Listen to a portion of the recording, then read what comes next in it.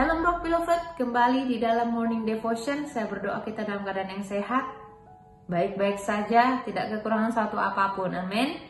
Nah, hari ini kita mau melihat di dalam Markus 4 ayat 35 sampai 41, menceritakan tentang kisah yang sudah sangat terkenal, bahwa Yesus meredakan angin ribut di danau, ya, ada angin taufan. Jadi setelah Yesus berkhotbah, dia minta bertolak ke seberang melewati danau, lalu datanglah angin taufan yang sangat dahsyat, membuat ombak masuk ke dalam perahu sehingga perahu mereka terancam tenggelam. Nah, di saat itu di ayat 38 kita lihat Yesus tidur di buritan sebuah tilam dan murid-muridnya membangunkan dia dan berkata kepadanya, "Guru, engkau tidak peduli kalau kita binasa?" Nah, pertanyaan itu muncul karena mereka panik. Mereka cemas melihat masalah yang ada di depan mereka. Murid Yesus khawatir, Yesus tidak peduli sama kehidupan mereka. Pemikiran murid Yesus mungkin kalau ada Yesus kan mestinya semua hal itu akan baik-baik aja ya. Gak perlulah menghadapi taufan. Lautan ini akan selalu tenang. Tidak akan ada bahaya, tidak akan ada sesuatu yang buruk menimpa. Saya kan murid Yesus, saya kan pengikut Yesus. Lautannya mestinya tenang, danaunya mestinya tenang.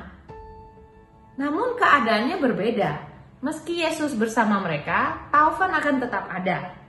Keadaan membuat kita sebagai murid suka bingung dan hampir melepaskan kepercayaan kita sama Tuhan.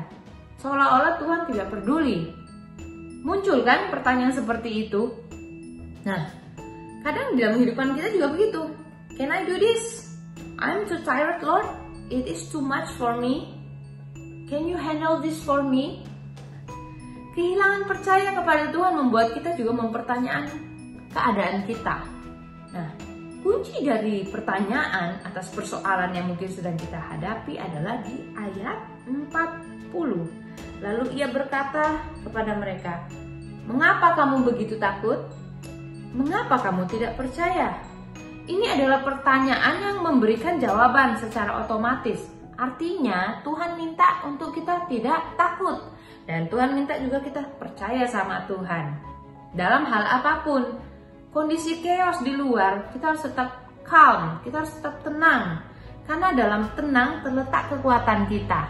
Hikmat Tuhan akan turun jika kita tenang, jika kita meminta hikmat, jika kita berdoa. Bukan dalam keadaan panik hikmat akan turun, bukan dalam keadaan khawatir maka jawaban akan datang. Tapi waktu kita tinggal tenang, Tuhan akan memberikan jawaban, directly message for you.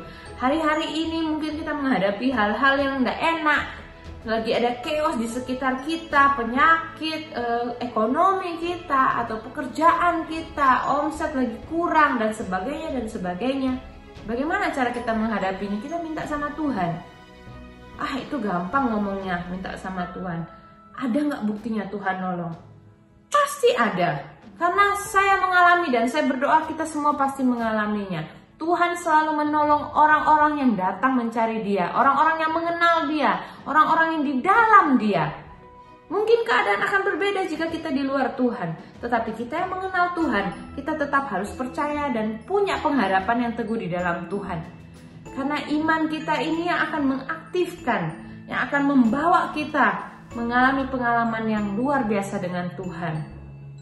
Kuncinya adalah jangan takut dan tetap percaya sama Tuhan. Itu yang Tuhan minta. Jadi tetaplah percaya dan hilangkanlah ketakutan.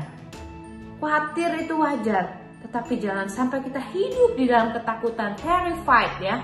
Fear, selalu takut, besok bangun melek takut, besok tidur bangun melek takut, tidur kepikiran. Serahkanlah segala kekhawatiranmu di dalam Tuhan, amin. Jadi bawa kehidupan kita, meskipun lagi tidak enak, lagi chaos di luar sana, bawa kehidupan kita, minta ketenangan dari Tuhan, amin.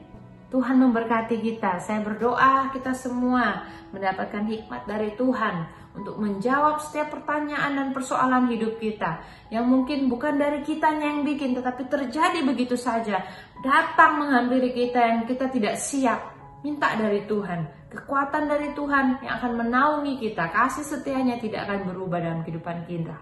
Tuhan Yesus memberkati saudara.